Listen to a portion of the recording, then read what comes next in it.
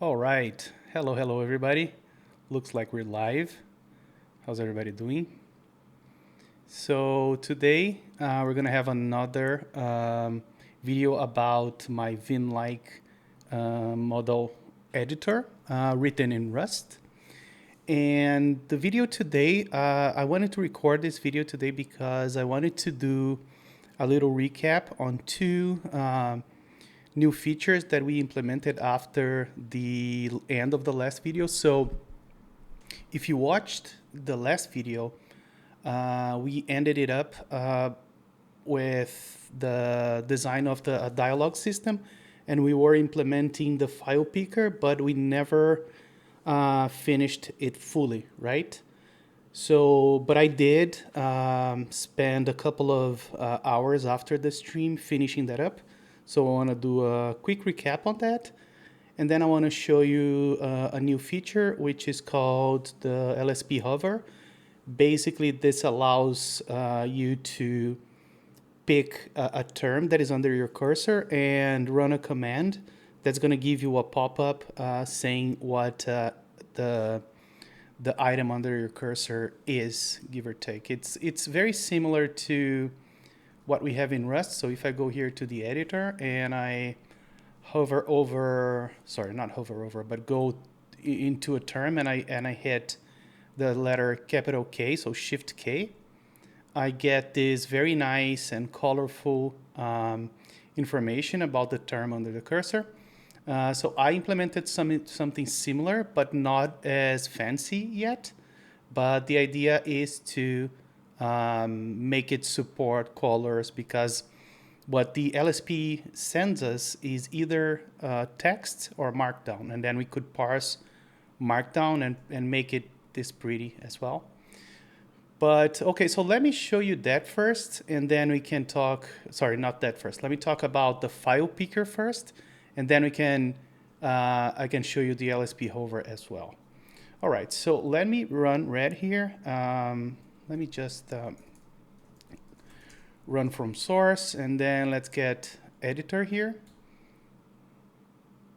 The problem here is that I'm using a branch that I wanted to talk about. So let me go back to master. Let me do a git pull. And then let's run it here. There we are. All right, so let's scroll down and go to an item here. Let's go to line 400 or something. If I go to one item here and I press Shift K, oh, I think oh, there it is. I think the LSP was loading. So Shift K, we get this this little dialog, and then within the dialog you can see what the theme is. It's part of Red Editor, and it's a theme. It's probably a member of a struct. So something we already implemented earlier is go to definition. So if I press go to definition here, you see this was going to bring us to where that was defined. So let me go back to line. Why is this not allowing me to go to line 400? Oh, because I'm on my editor. That's why. Yes. So let's see another one here, like for instance, expect, and then you see. And another thing that's not working very pretty right now is that the bounds of the box are not 100% right. You can see that it leaked to our status line down here, and there's no scroll yet. But that's going to be fixed very soon. But other than that, the feature is implemented and working. All right. That's the... Oh, and let me show you how we implemented that. So if we go to... Let me go back to Vim. If we go to LSP mod, so basically if you go to the LSP spec, you see that everything that we do in regards to the LSP, we need to first talk to the LSP and say, I support this and this and these features, right? And the LSP server calls this capabilities, right? So in order to have the hover, I have to declare that I'm able to support that feature. So if I go here to the lifecycle messages and if I go to the initialize, you see that part of this message is my capabilities here. So, and then I have client capabilities, and you have all different kinds of capabilities, but that one in particular is, if we go to text document, that's not the one, but let me go to the source code, and you'll see that here on my initialize method, before I was just saying that I can do completion, and those two, I think, and now we have a new one called hover. So basically I'm telling the LSP server that I support hover, and here is where you define if you want to receive markdown, plain text, or both. And in this case, we're only doing plain text for now, but the idea is to do markdown in the future. So with that on, once you press the letter K, and if you look at our configuration, let me go to config red config.toml. If I go towards the bottom, you see that now the letter K, the capital K, so Shift K, maps to this new action called hover. And if we go back to the editor, and I go to the action, you see that we have a new thing here called hover. And then let's see. So when we do the hover, so on the action hover, which in our case, remember, is Shift K. If there is a buffer loaded, what we're going to do, if there's a buffer and the buffer has a file, we're going to call this method called hover on the LSP. And this is the shape of the document that we need to send to the server in order to receive information about the item under the cursor, right? So we basically send the path of the file along with the position that the cursor is in, the given line and given character. And this is going to run asynchronously. And then at a later time, the LSP is going to respond to this request with a text document / hover as well, I think. So if we go back to the editor, let me go there. And then let me find the method LSP. So handle as LSP message. You see here that we have a new method that we now handled called text document hover. And basically what we do, we extract the information from the response, gather the contents, and we create a dialog called info, right? And this is part of the work we started on our last stream. So I think I can talk a little bit about that. So let's see here. Let's mark this as done at 0803, like that. And we can talk a little bit about the UI elements that I created recently. So if we go into now the UI folder, there's a new area of the editor that allows for windows and dialogues and things like that, right? And the way I implemented this is the following. Here on the editor, if we go to the editor structure, you see that now we have this ability to hold the current dialog, and the current dialog is a dynamic component. And in this case, component is a trait, right? So all our UI elements, they are expected to define or extend this trait, right? The method that any UI component must implement is the draw method, and I'm going to show a few examples of those. But optionally, you can do handle. You can also override handle event and cursor position if you want to receive keystrokes and handle keystrokes by yourself. So not do the default stuff, because if you look at the default stuff, all it does is if you press escape or click the mouse, it's going to close the dialog, right? So you can override that behavior if you want. And sometimes you have like text input on your dialog. So if you want to do that, you probably also want to control the cursor position. So we're going to take the position control out of the editor and give it to your dialog, right? So to show this, let me show you that info dialog, which is the one we used for the LSP. So basically, it's a simple struct that has a few members here, like where you want it to show, the width, the height, the style, which is foreground, background color, if you want bold, italic, those things. And in this case, the text that you want to display.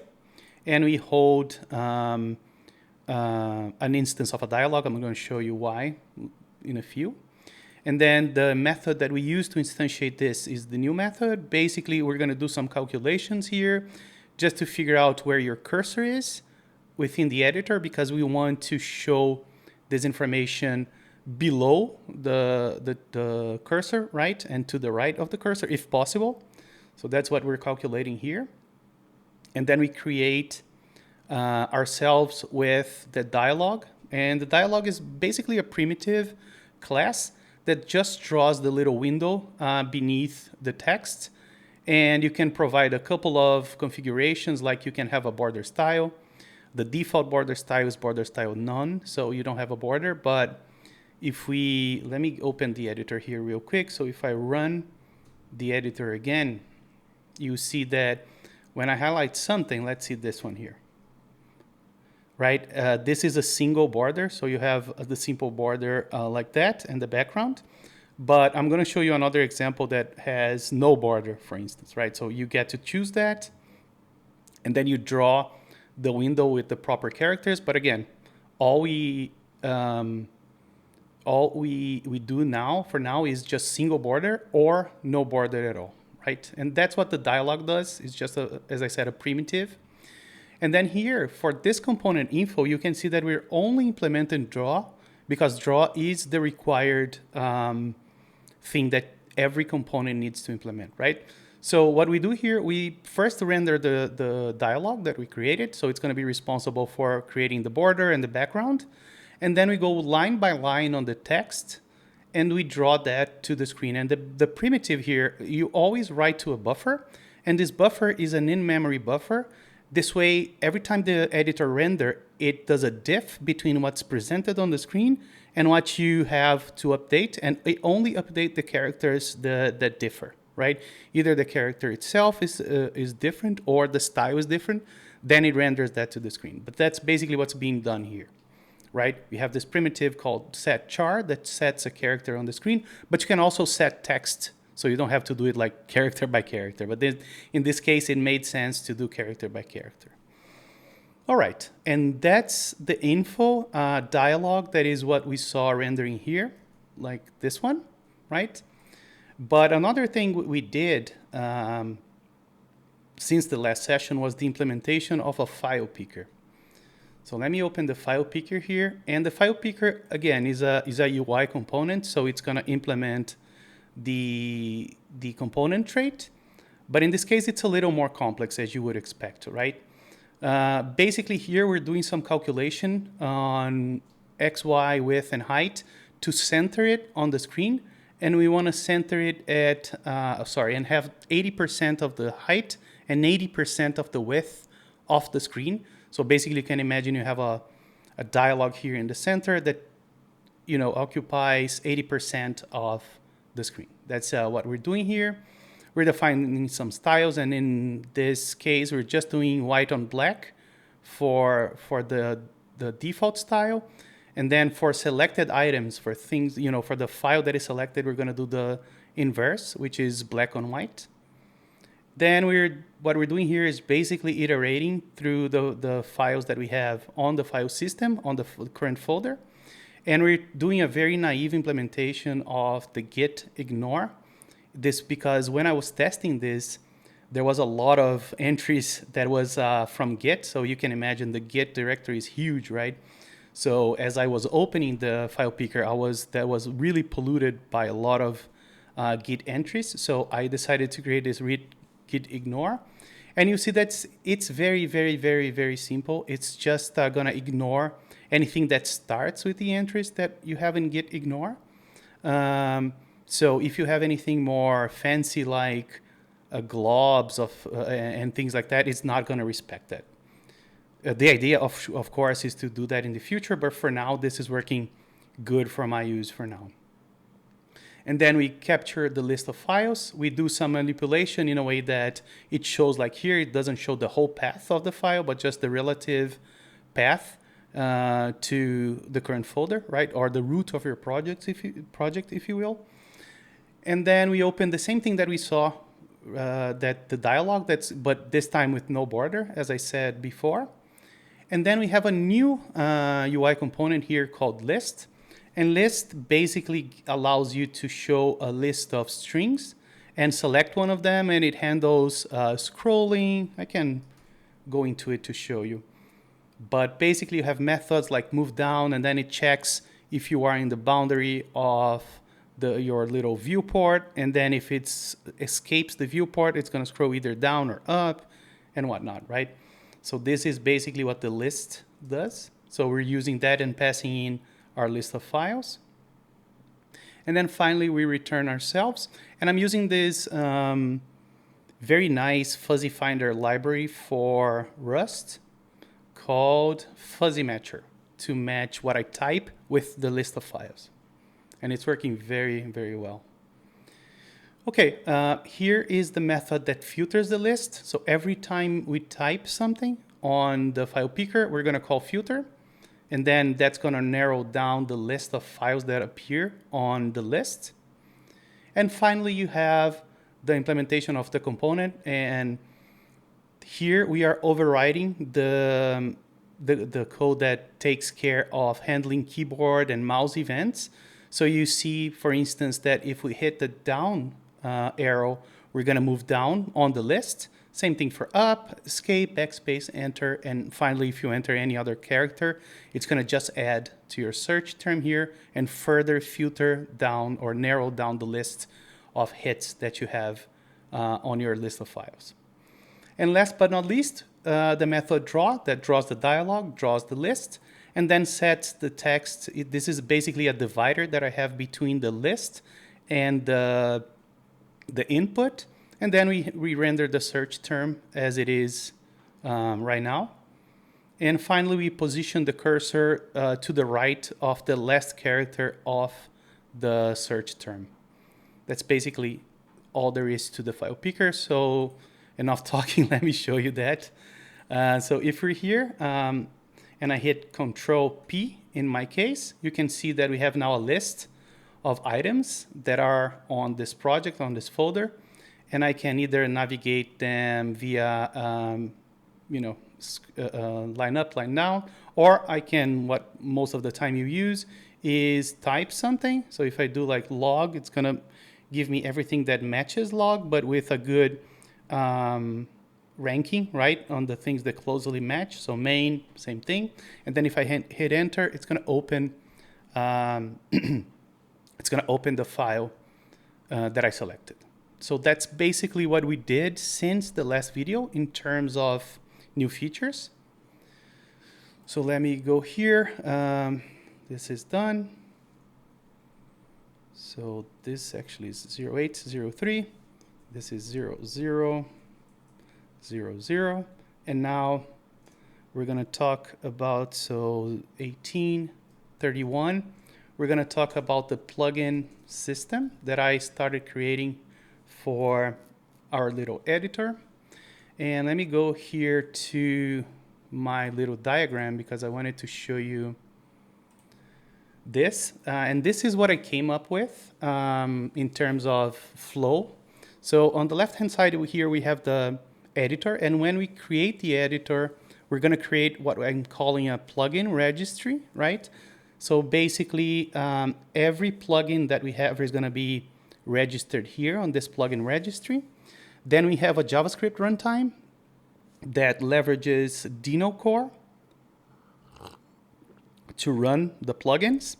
And we have a dispatcher here that basically you can think of this as a global state that is visible to the plugins. So you can do like request the editor to run a command, right? And you can do that there. So that's one way of communication, is basically from the plugin, you talk to the dispatcher, and the dispatcher sends the request to the editor, takes the response, and sends it back to the plugin. And the other way of communication is when you have an event on your editor that the plugin is interested in. Like, let's say, I don't know, the one idea that comes to mind is I want to have a plugin that draws that little status line that we have here, right? So I would love to get the editor state every time something changes, like the line, the buffer name, or something like that, in a way that I can redraw this status line as a plugin, right? So this is, the 10,000 feet idea that I had of how to automate the plugins. And let me show you what I implemented so far. And we're going to do like create one plugin in JavaScript to show off what we can do. All right, so let me go into the plugins branch. And if we go back to Vim here, let me delete all the buffers. Like that. So you see that, wait.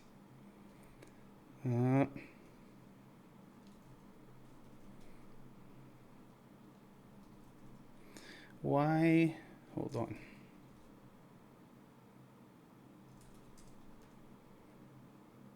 Okay, so inside source, we have this new folder called plugin now. And basically we have a reflection of the things that I told you about. We have the plugin registry. Let me show you that. So basically, all we have on the plugin registry really is a list of plugins. So you can have the name and the file for the plugin here.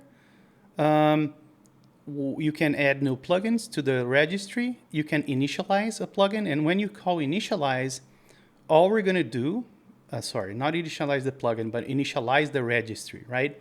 We run some JavaScript code here that basically generates this list of plugins on the JavaScript context, and it iterates through all the registered plugins, and it's going to try to call a method exported from your plugin called activate, right?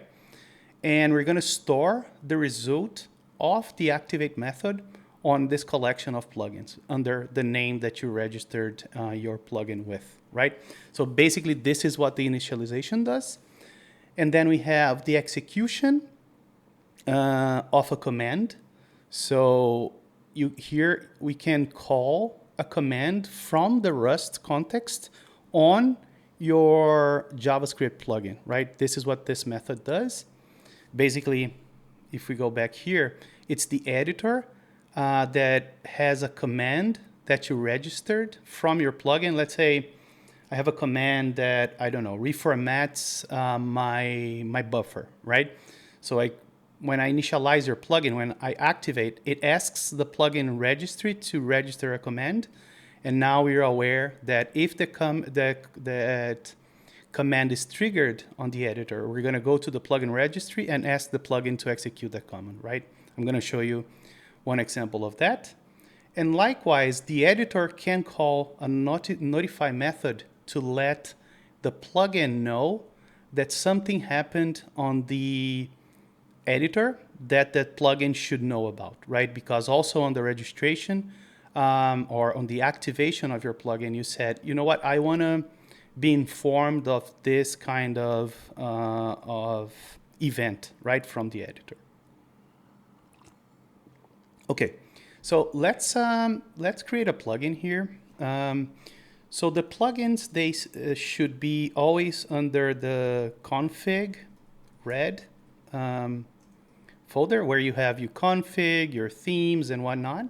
We're going to create a new folder called plugins. And we're going to create a plugins test.js. Let's go back to the editor and let's open that file. So if we go to config red plugins test.js, here's how we should do. We should export a function called activate. And this function takes the red editor as a parameter. And then what I can do here, just for a quick start, is use the print method. And let's just print test plugin was activated, like that, right? Let me save this. And then another thing that we need to do is to add that plugin to our config. So if I go to the config, to the config here, yeah, we had a hello world here, but no. Let's name it test, and then it's gonna be on test.js. Let's quit. And actually, let's go here and let's run our editor again. We don't need any files, I don't think. Okay, and you can see down here, test plugin was activated, right? So check this out. It sounds simple, but look how amazing this is, in my opinion, of course. From our Rust context, we called a JavaScript file. So let me open that file. Hold on. If I go to, so it's not open. Oh, it is. Hold on. So we came all the way to here and we used this print method, right? So let me explain a little bit in terms of code what's taking place here, because it was really hard to take here, to get here. So, all right, let's go back to our editor. So if I go back, let's see what I have here in terms of buffers. Yes, let's do this here. Let's go back to the source. So if you go to source, plugin, let's go to the editor first. So here on the editor, you're going to see that we have a new editor. Sorry, not a new editor, a new attribute on our editor called plugin registry, right? And when we instantiate the editor, let me see here. We create a new instance of the plugin registry, and then we attach that to the editor. And you see that when we run, this is the main loop of our editor. So before we start the loop, we have this new section here, right? Where we create a mutable runtime. And I'm going to talk a little bit more about the runtime in a second. And here we go through that list of plugins that we have in our config file. And basically we say, the path for this plugin is expected to be inside the plugins folder of our config folder. And we're going to call that method that I talked about called add, where we're going to add each script that we have under that section to our registry. And then finally we call initialize, which basically executes the code. So you can think that the code that we had on here ran when the plugin was registered, right? So that's why we saw this message on the screen as soon as we opened the editor, right? So let me close this. And okay, so I mentioned the runtime. Let me show you, let me talk a little bit about the runtime. So the runtime is actually a JavaScript runtime that leverages Dino core from the Dino framework or language, or I don't know what that is, to run JavaScript, right? So when we instantiate that runtime, what we do, we spawn a new thread, like a parallel thread. And the reason why I do this is because the runtime is not send. So you cannot share this instance of the JavaScript runtime with any other threads, right?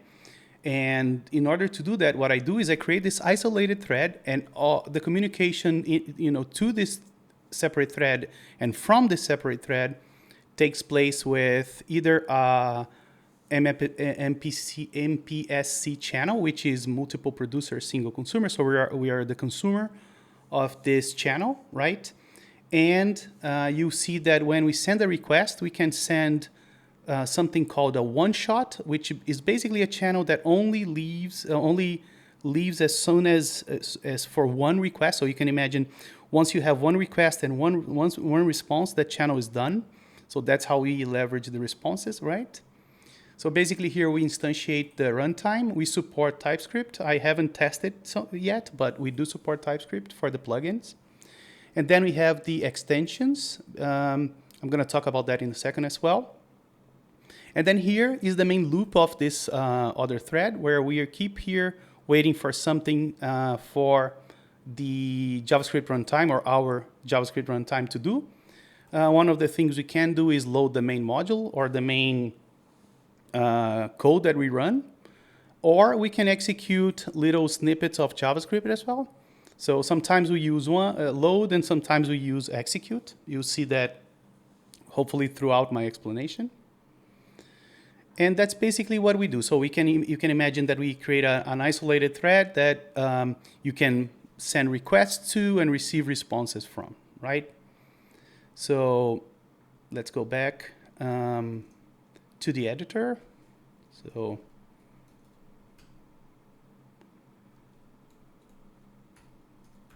I don't know why this changes my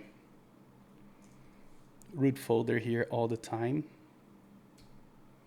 But let's see now. So yes, if we go back to the editor. So as I was saying, we have a runtime, the registration of the plugins. And then here on the main loop, the main event loop, we check for messages from the LSP. And we also check this action dispatcher here, right? If we have anything to do from the action dispatcher. And this action dispatcher basically is once cell lazy that is going to instantiate a dispatcher for a plugin request and a plugin response. And this dispatcher is a struct that I created that basically has two sides of communication, right? You have the request transmission, the request receiver, the response transmitter, and the response receiver. You can imagine that here, so the editor is going to have the response transmitter because it's sending a response, and the request receiver, right? So I receive requests from the plugins, and the dispatcher is the intermediary of that communication, right? So basically, the plugin requests the dispatcher by sending something on the request transmission channel. The dispatcher sends that to the editor that is waiting on the receiver end of that request channel, performs the tests that it needs to do, and then transmits a response to the dispatcher that sends that back to the plugin, right? Basically, that's what we're doing here with the dispatcher. Okay, so if we go back to the runtime, you see that down here, we have a couple of methods annotated with this op2 macro here. And basically, these are the functions that I can expose to the JavaScript runtime. So if from the JavaScript runtime, I call op trigger action, that's the function on the Rust side that's going to be triggered, right? So we can code an example of this. Let me see here. Let's go back to our little plugin. Where is that? Let me open a new Vim here. Let's go back to the config, red. Let's do here. Okay. And let's open test.js. Okay. So what we need to do here, to figure out what you need to do here, we can look at our JavaScript runtime. So if I go to runtime.js, you see that we have, when we did this print here, test plugin was activated. Basically what happened is we have a JavaScript function that calls the op trigger action with the print action and the message as a parameter. So, and then finally down here, we expose that print method to our global context, right? So the print method can be called from anywhere on our JavaScript context without the need for an object or anything like that on the global context. All right, so going back to the print thing, right? So you saw that we called the op trigger action passing in print. So let's go back to here. So basically what happens here is, in this case, we're gonna have a param, and then we're gonna encode the action as a JSON, and we're gonna decode the action into an editor action. And then we're gonna send that request over to the action dispatcher, right? And if we go back to the editor, which I can't for some reason. Okay, so let's go, let's try now. No? I don't know why this happens, but let's see. Now, maybe, yes, editor. So if we look for action dispatcher here, basically, you know, this trigger here, this send request is gonna be received here. And in this case, the only thing we can do is request execution for an action so far. This guy is gonna execute that action print with the params that we sent. So let's go to the execute method. Let's find print. And you can see that all we do here is set the last error, and the last error is the thing you see here down the bottom. So that's all print does, right? So let's go back to our runtime. JS. And let me close this. Okay, so now what I wanted to do is to, on our plugin here, I want to register a new command. So let's do that. Let's do red dot add, I think it's add command. Let's call it move, I don't know, move 10 down or something like that. Like this. And for now, let's do print command, call it like this, right? Let me just double check if it's add command. And to do that, we go to the runtime. And whenever we instantiate the plugin, we pass in this red context, right? And you can see that one of the method is add command, so I was correct. It takes a name and a function with the execution of the command, like that. So that should work, but we don't have a way to trigger this command. So the way to do it is to open our config file. So if I go to our config toml, I can create a new, let's map that to, I don't know, capital X. What we can do is plugin command, and then pass the name of the command here is move 10 down, right? Something like that. And if we go back here, let's open our editor. So let's go to, yeah, it can be here. Oh, better if we do here because I can run like this. And then let me open Keycaster so you can see my key presses. And it's on my other monitor, so let me bring it, where is it now? Okay, here. Here we go, there we go, okay. So give me 1 second, okay. So now if I'm here in normal mode and I press X, you can see that nothing happens. So something didn't work. Let me check, let me get out of here, try it again. Let me press X. No, it's not working. Hold on. So let's see here. Add command, move 10 down, print command called. Interesting. That should work. Let's get out of here, run again. And the plugin was activated, so this top part worked. Now I'm trying to figure out why this didn't work. So we should call add command, move 10 down, and the function, and print command called. Oh, let's take a look at the logs because that may give us some clues. Okay, and if I press X, okay, it called the plugin command found undefined. So it didn't find the command move 10 down. Let's see. So move 10 down, that's correct, but here X plugin command move 10 down, and I think it's correct. Okay, let's debug this a little bit. Let's go to the editor here. Let's find the plugin command. So it basically calls the plugin registry. Let's go there. Okay. And this by turn is going to call the JavaScript runtime. So runtime JS. And it's going to call the execute method. So it's going to say executing command. Let's take a look at that log again. Executing command moved and down with args undefined. And there are no commands registered. So this is the part that is failing.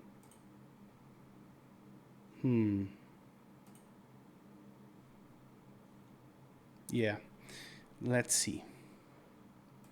So when we register a command, we go here and we do this adding command. Let's make sure that we are reaching this place. Let me clear the logs. Let's try that. Let's see if we had an add command here somewhere. Oh, we don't have find on Ghost TTY. Let me go to iTerm.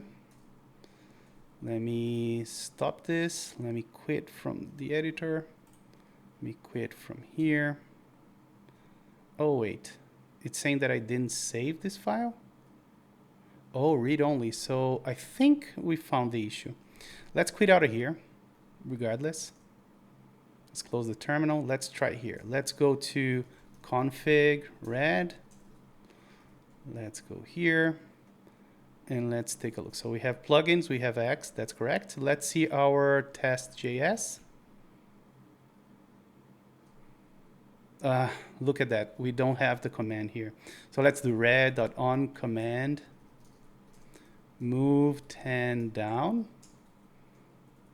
We're gonna do this, and then print command worked, like this. Let's go to red. Let's run it. And now if I, oh, what's up with this? Channel closed. This usually happens. Yeah, let's tail the logs. Because error handling is not the best right now. Yeah, so on command, it's saying that red is not a function. Let's print red is. Red. Let's try this again and see why this is giving us issues. So where is the red is? Oh, never mind. It's not. Another command that we can use here is log. So let me take out this guy. Let me rename this to log. And if we go to the editor here, let me just close this completely. Close the terminal. That, close this guy.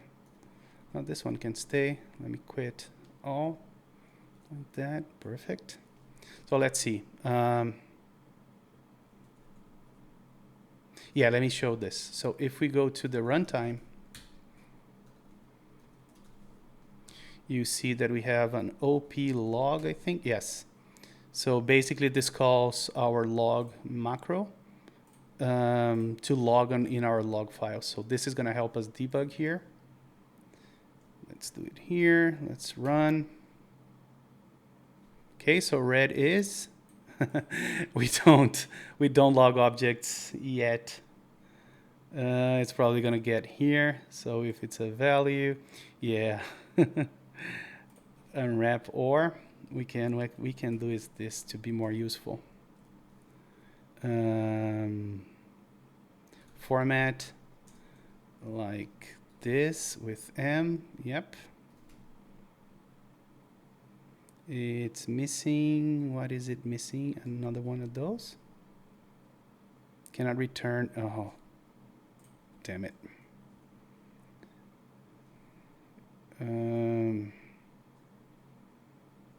Okay. Let's do a match here.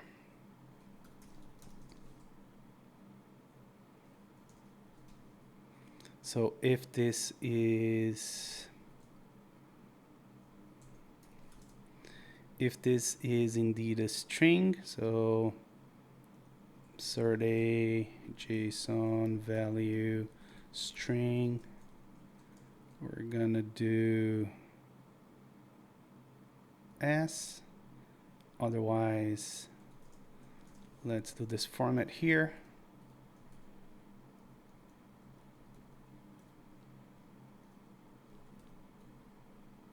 Okay, like that. Let's do here to string. Okay, that should be better. Let's try this one more time. Okay, so now red is an object with commands and event subscriptions. Okay. Oh, it's not on command. It's add command.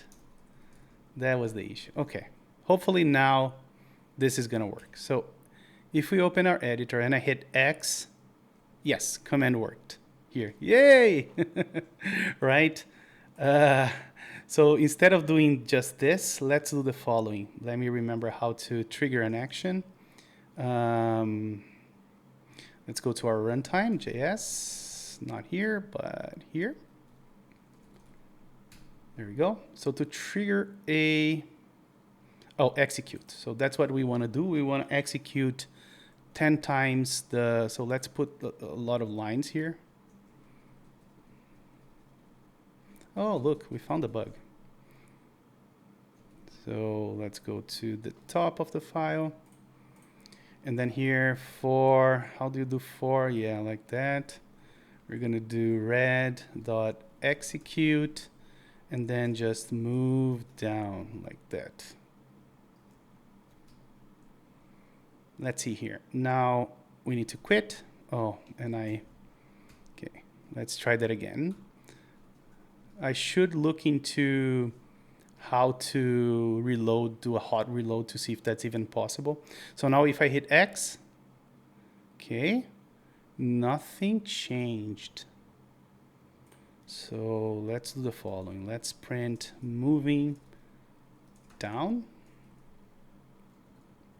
like this. And if we quit out of here and we open it again, and if we press S, moving down, yeah, I want to put this on the log instead of the screen. Let's get out of here. Let's run X. So let's see, moving down. Yeah, it looks like it's working. So executing command move down with args undefined. So it should move the cursor down.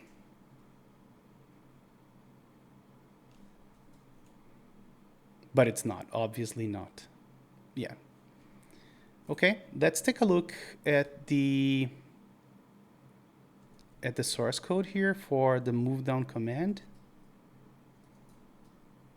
Move down. What does it do? Okay, yeah, it should work. Oh, unless it's not drawing the cursor for some reason. No, but all I'm doing when I press J here is move down, right?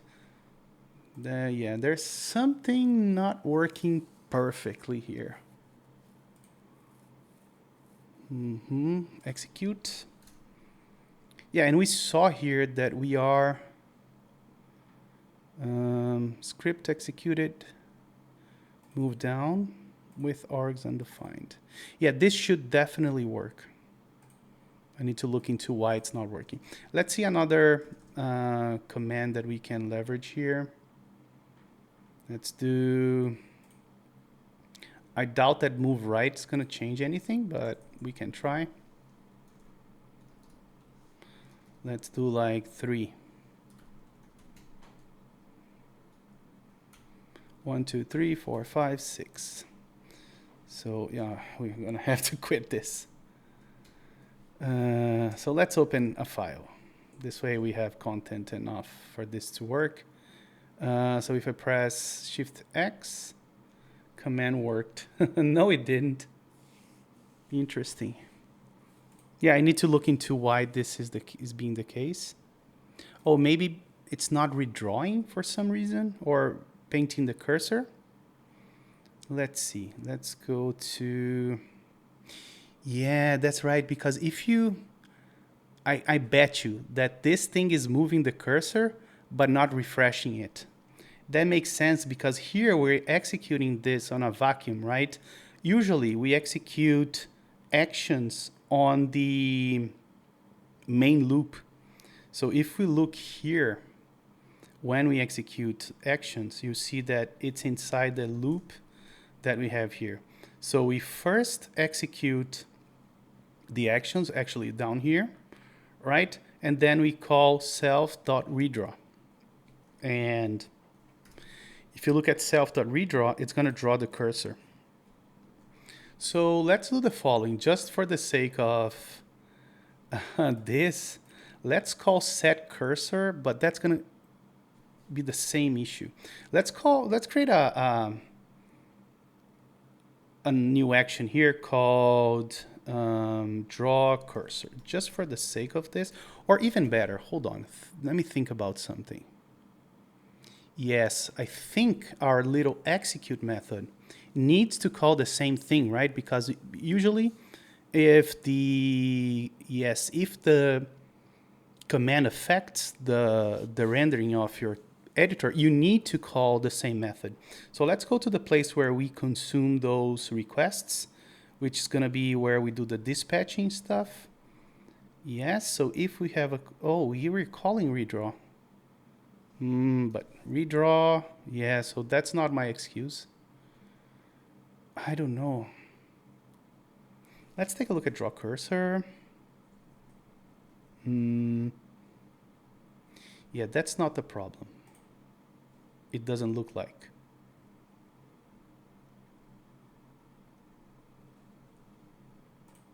What if we just send one? Would that change anything?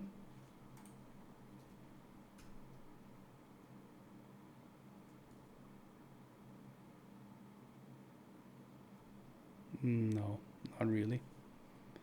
Okay, let's rename this. So let's take a look at the config file again, just to make, yeah, it's definitely calling move 10. Move down. So if I press it here, oh, what's this? Why do we have the whole source code? I think I'm debugging too much. Let's see here. Oh, notifying event buffer changed. Let me see what that is. Notify.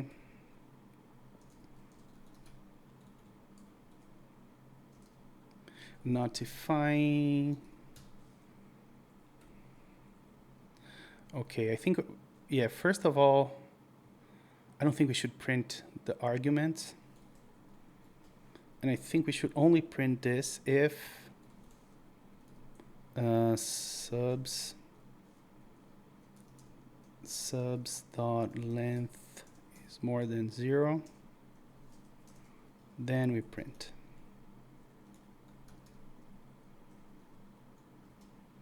Like this. Okay. Let's quit out of here. Open this again. Clear everything and then hit X.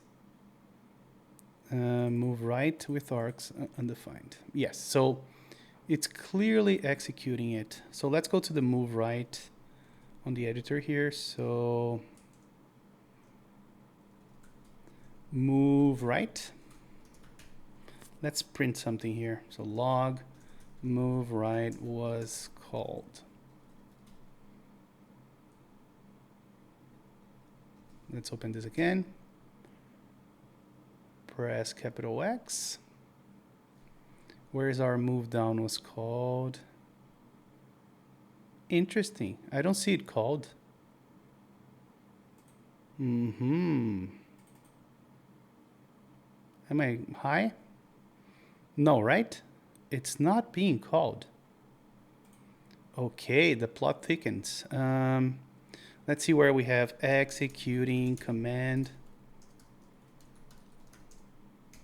Oh, that's on the JavaScript side. Yeah, so we return command args.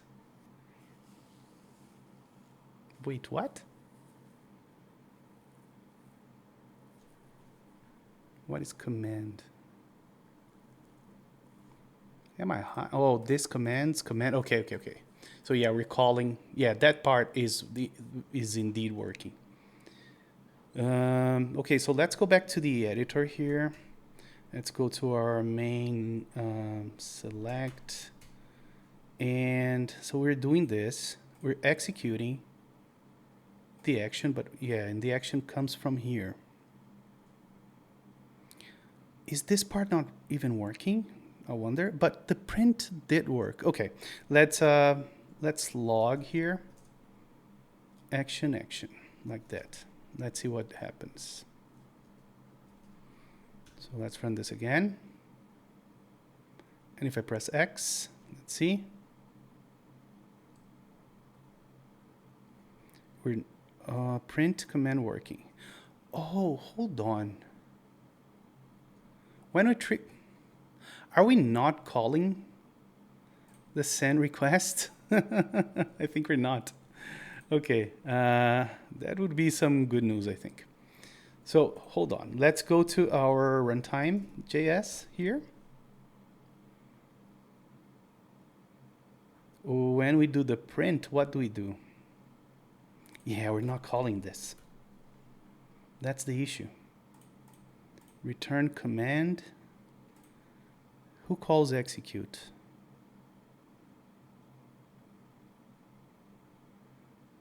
Who calls execute? When you run a command. So yes, let's see here. If we go back to the editor, if we have a plugin, no, hold on. Who calls this execute? That's being called, right? Executing command, yeah, move right. So this is being called. We find the command, and then if we have the command, we return the command. Yes, that's right. Because basically that's going to be the context here. So if we go to test.js, yeah, so, oh, and then we do red.execute. This should trigger the command, right? I think so. But let's see. Okay, so here, execute. Oh, this is execute. Okay, so we find the command. Let's see what this returns, first of all. Let result equals this, and log command result like that. Const. Okay, let's run this again. Let's do capital X. Okay, so the response was okay. Is that, am I high? Oh, command result. Command result undefined. Hold on. Yeah, that's right, because this doesn't return anything.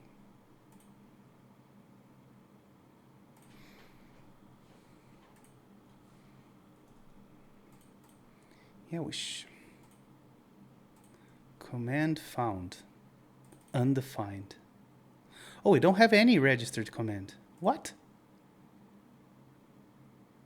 Yeah, no, that's wrong.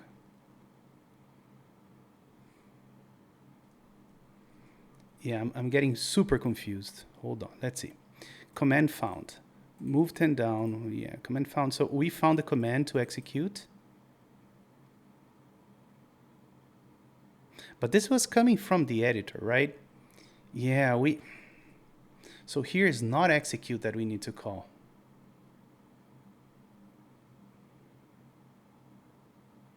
Because basically we're calling the so this execute shouldn't be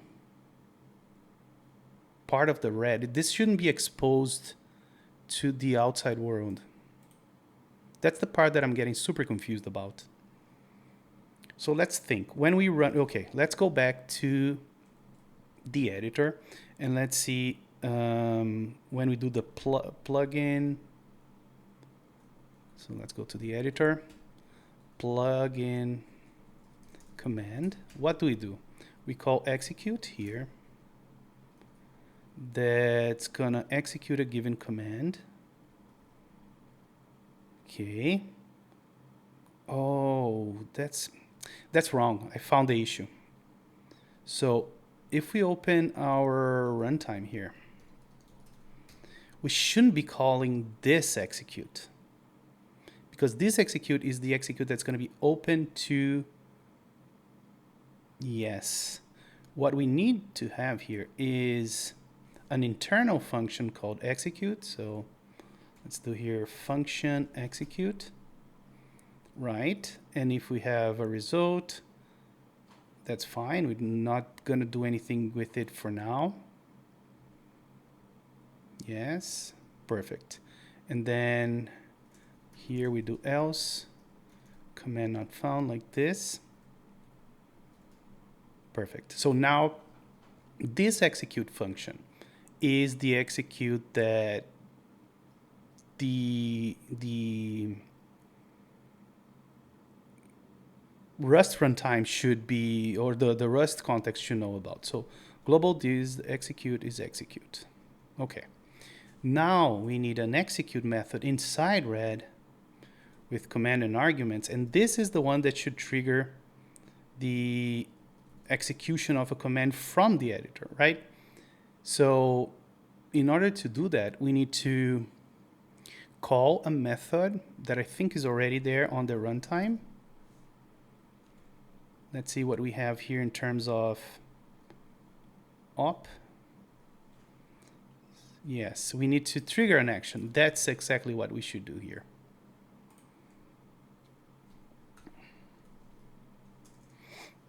Okay, so we're gonna do basically what print does here.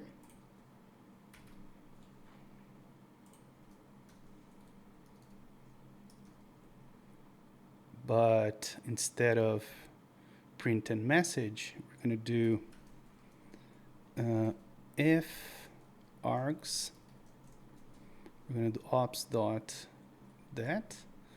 No, it's gonna be command and args like this. Otherwise, we're just gonna send. Let me double check. Yeah, this is an option, so we can just trigger the command like this. Perfect. I think now this is making sense, because now if we go back here to our execute, I bet you that this is gonna work. So let's get out of here. Let's save this guy, make sure. Oops, let's run. And now if I press X, it just crashes. Let's see what happened. Expected value at line 1, column 1. Okay. And where were we? Runtime JS line 46. Okay. Runtime line 46 here. Oh, should we pass null? Like this maybe? Let's see if that's the issue. And again, the handling of errors on the plugin system is a mess right now. This is just a proof of concept. Okay, expected a value at line 1, column 1 at plugin JS line 46. So that was clearly not the issue. Okay, so let's do a print. Command is this, and print args is this. Okay, so if we go back to here, I thought that this option here would make us be able to omit the second param, but maybe not.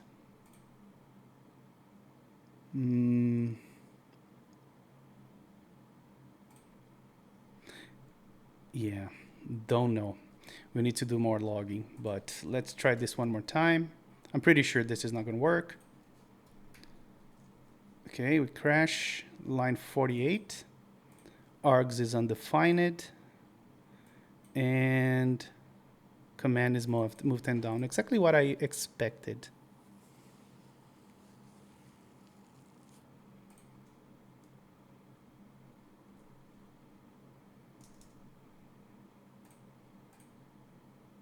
Yeah, so we're following on this branch, and even if I delete this altogether,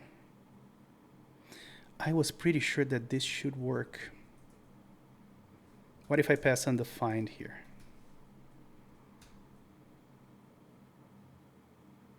Let's press X. No, still doesn't work. Mamma mia.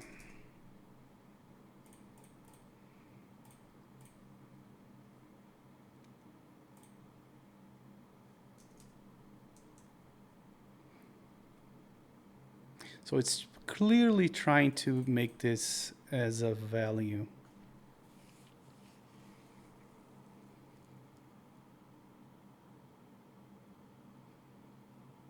And it's not even allowing new. So,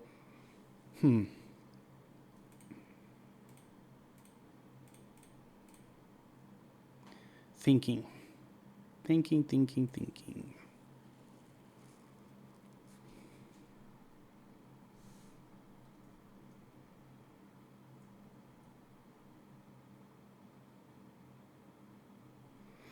Yeah, one clear thing that I can do here, which is not the best idea, is to have a trigger action and trigger action with params, which is what I think I'm going to do now, where we do this. And then eventually when I find how to send optional parameters to Dino Core, I'm going to go back to this.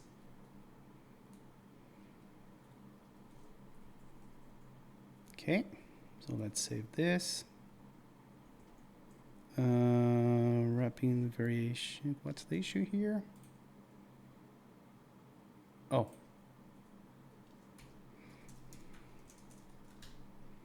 Like that. And here we're just going to do the other case where we don't do this. Okay.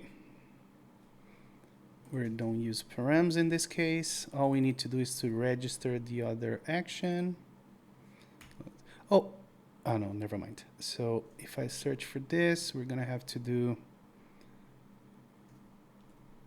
here op trigger action with params. Failed to resolve. Why? Let's see. What's the issue here is that the op is fast compatible. It should be marked as fast. Yes, sir. Okay. So now here we do with params. And here we do with params as well. Okay, hopefully this fixes our issue, even though I don't love the solution. So let's try X. Okay, still no. So the problem wasn't that, it seems like. So let me put a thing here so we can see line 48 on runtime.js. Yeah, because I'm stupid and I'm calling with the... Okay, once again, maybe now it will work. No, still no, same error. Line 48. So maybe the problem is the command. So let's see, command is move 10 down. Oh, and I shouldn't be doing print here. Should really be doing log.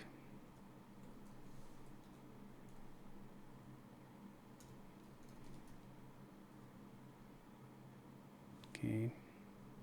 But I'm sure that's not the issue. 48.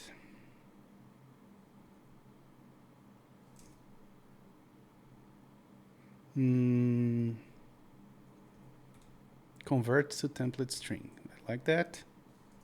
Let's do the same thing here. Okay. Trigger. So if we have args, yes, we do trigger action with params. Otherwise, we do op trigger action. And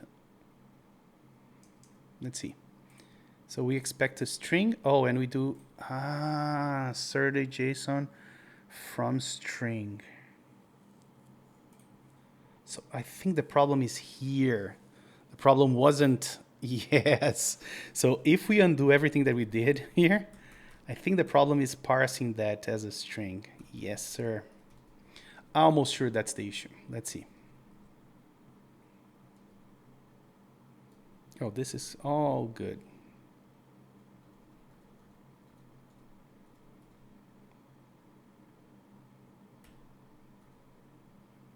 Okay, going back here.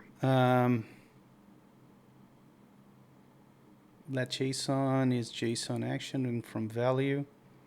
Yeah, in this case, I think, but hold on, let's think. What is, I have a test down here just for this purpose, that if we do JSON, sort of JSON from string action with the string, oh, but the string has to, yeah, I think this is our issue. We can do from string, but we have to do JSON first, before, exactly like we're doing, yeah, hold on. So here we can't do just this. We have to do let JSON equals JSON and then just the action. Yes. Like this. And then here we do JSON like this from value. This should work. Let's see. How many times did I say this should work? X, okay. It's a different problem because it didn't recognize the command. So move right. Move right is right here. Okay. Oh, move 10 down. It's sending the wrong command. Wait, what?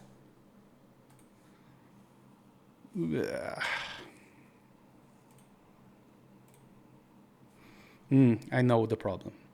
So if we go back to the editor, let me save this. If we go to the plugin command,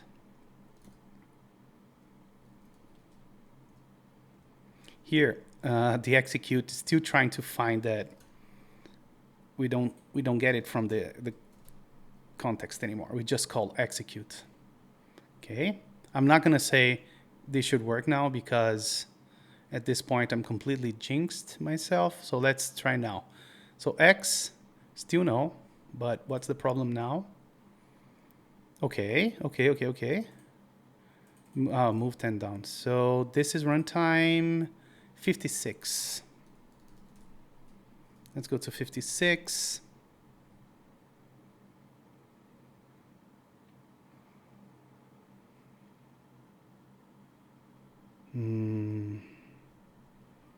This is correct.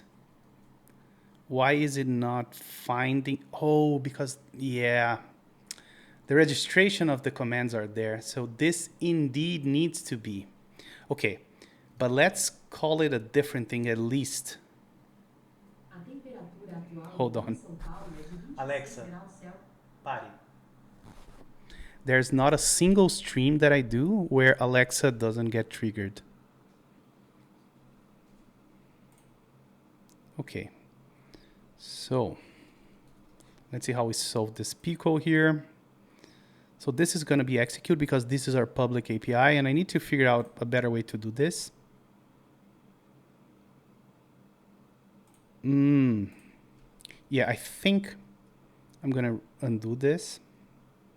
And then instead of doing this dot commands, what I'm going to do is context dot commands like that. Yes. Maybe this will work. Maybe. Just maybe. Let's try now. X. Okay. Oh, yeah, we need to revert that, don't we? Oh, boy.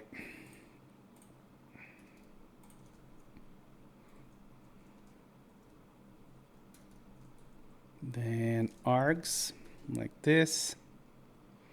Once again. X. What now? Ops trigger action with params. With params. Oops.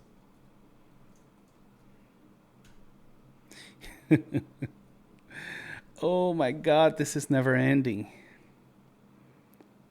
X. Look at that, it works. Yay! After an hour.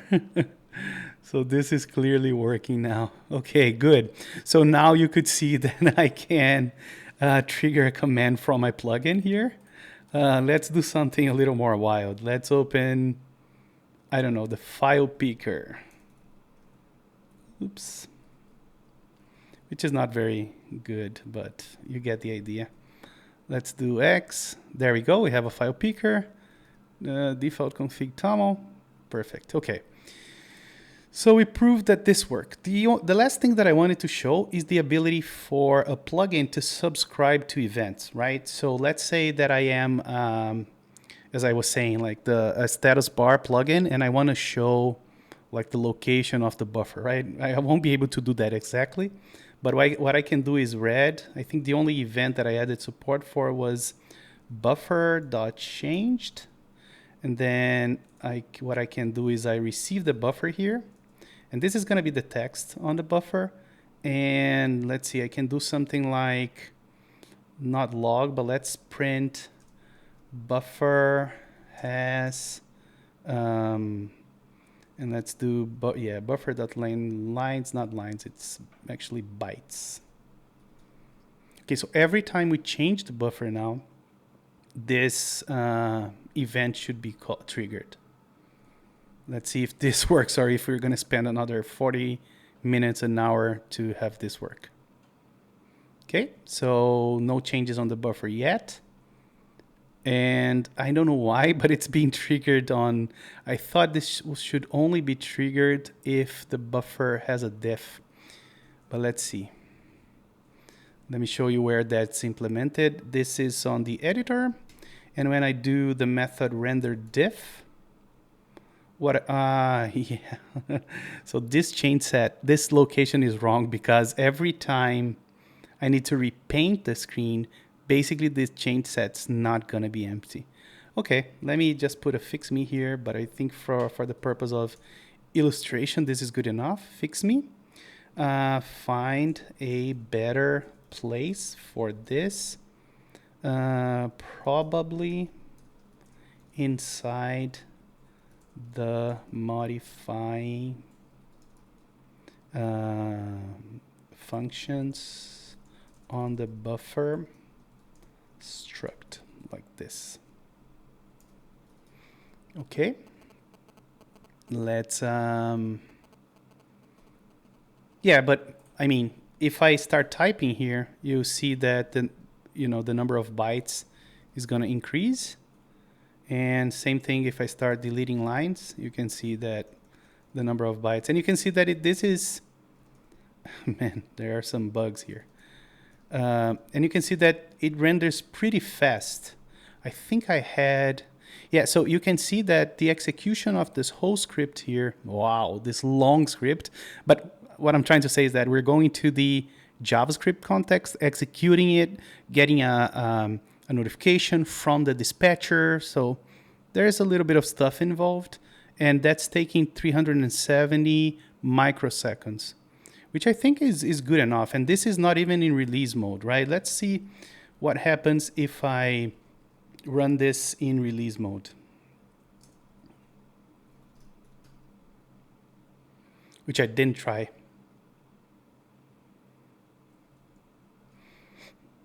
Let's wait for this to finish.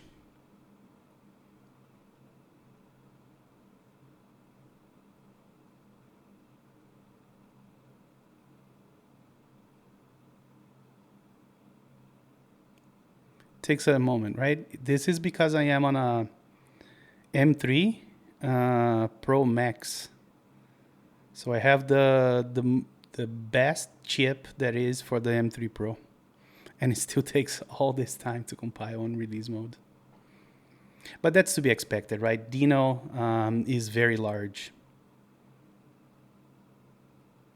Okay, so let's see if we do insert, how many?